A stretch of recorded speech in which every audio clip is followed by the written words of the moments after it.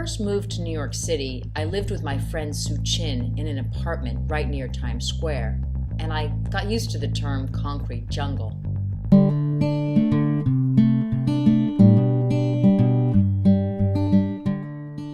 After 5 months here, I moved downtown and rejoiced at the sound of the birds again, and the small pleasures magnified by this city as a backdrop. Is this pure pleasure for you? Just about, actually. Got my book, my music, the sun, and a lot of sky.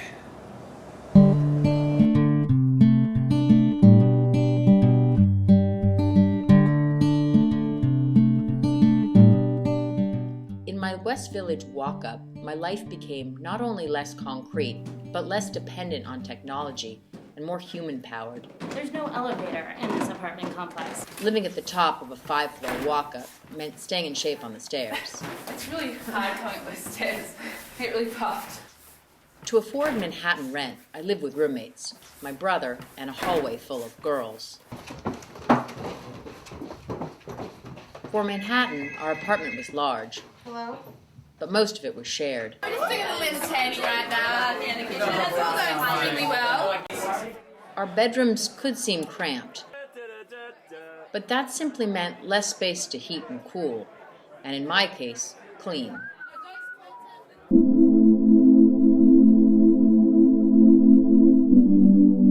Since this city is so dense, I mostly traveled by bike or by foot.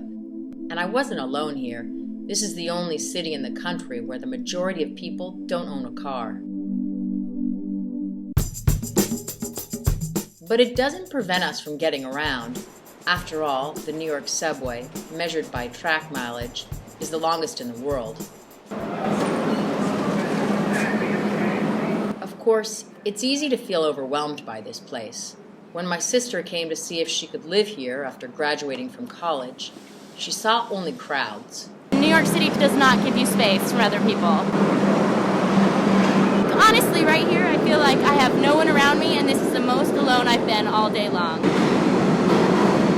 Perhaps a city like New York isn't as easy as a suburb or a small town, but just because you have to work a bit harder to find your space only makes it that much more interesting.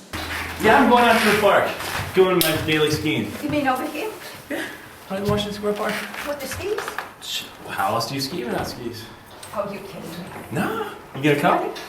I wish I could. I'm too Yeah. busy. Toughest part of any ski day is just getting there. My brother, maybe because he never really wanted to be a big city boy, is particularly skilled at making the city work for him. Do you have other options for locations here in New York? Well, there's Central Park, but that's overcrowded nowadays. A lot of snowboarders, and they carve up the trails. You can't even get any good tracks. Some say it takes 12 years to become a New Yorker, maybe because it takes that long to learn their survival skills. It's only the people you have to deal with in New York. It's much more than that. It's finding entertainment and challenges every day, day in, day out. But perhaps the most important skill for conquering New York, learning to share.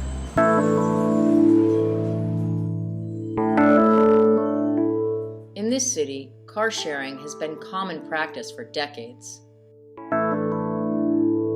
There's also shared art, shared music, shared conversation, shared farmers. Okay, maybe that's a stretch, but Manhattan does have some pretty amazing farmers markets. But best of all, we share our backyards. Becoming a New Yorker means learning to love parks as a grown-up. And there's nothing like shared space for people watching.